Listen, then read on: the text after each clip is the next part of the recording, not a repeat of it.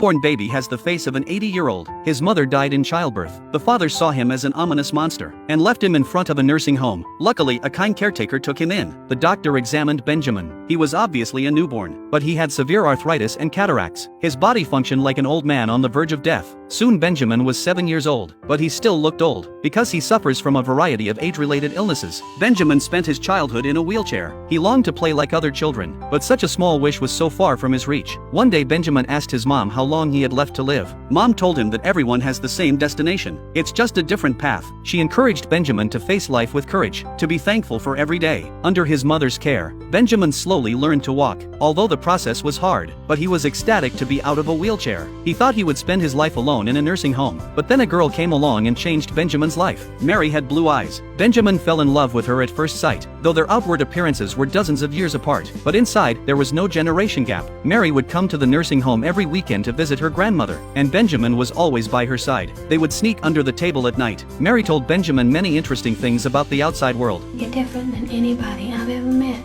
And she was curious about Benjamin, but their intimacy was soon discovered by their grandmother. She saw her granddaughter hanging out with an old man. The grandmother angrily kicked Mary to her room and scolded Benjamin. She thought Benjamin had a special fetish. And you ought to be ashamed of yourself.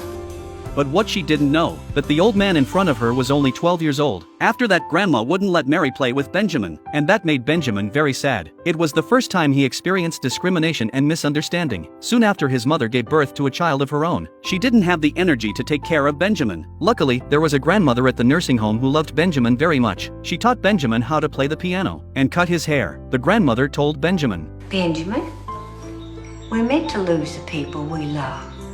How else would we know how important they are to us? At that moment, Benjamin didn't understand what she was saying, but one peaceful afternoon, the grandmother passed away peacefully. This made Benjamin realize the pain of losing a loved one, and his life became bleak. But strangely, his body stopped aging. Not only was his skin smoother and tighter, even his muscles began to grow back. Benjamin felt a sense of strength in his body. Soon Benjamin celebrated his 18th birthday. He decided to see the outside world. His parents said goodbye to him. Mom told Benjamin to take good care of himself. Mary, who had heard about this, came after him. She couldn't bear to see Benjamin go, but she couldn't find a reason for him to stay. So they made a pact. Every time Benjamin went to a new place, he would send Mary a postcard, so Mary would know he was safe. Then Benjamin took his bag and started his journey around the world.